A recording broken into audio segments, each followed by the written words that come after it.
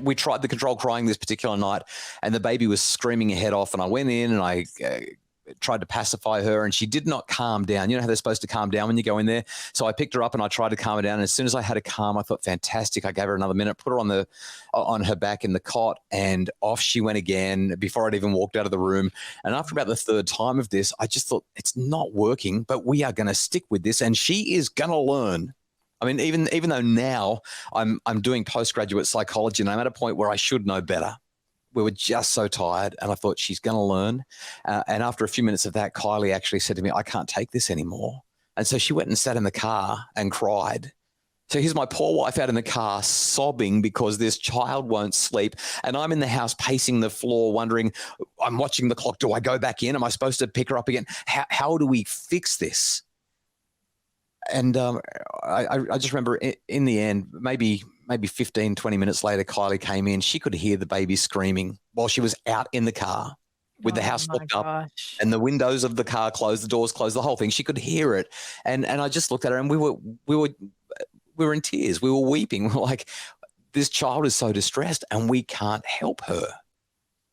And then I don't know if it was that night or maybe another night, a similar kind of experience. The penny dropped, and we looked at each other and we just sort of said, our children don't need to be distressed at sleep time. We can just stay with them.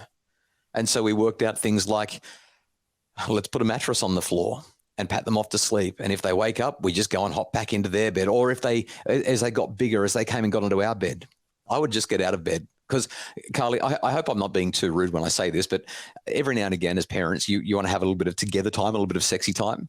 The kids, when they come into your bedroom, that's usually well after that's finished. You know, it's like 1 o'clock in the morning, 2 o'clock in the morning, 3 o'clock in the morning, whatever it is. And at that, yeah, very much. And at that point, if a child comes and gets into our bed, I remember one night just looking at Kylie and saying, I'm not going to carry her to her bed again. I'm just going to go and sleep in her bed. She can sleep here with you. That's what she wants anyway. And once we started doing that, it was just, it was like the light bulb went off and the kids started sleeping happily. And what I've discovered since is that what's really going on here is sleep to a lot of children means separation. And separation to a child means anxiety. And anxiety means disconnection and all those fearful emotions and neurotransmitters buzzing around their brain that aren't helpful for them, aren't healthy for them.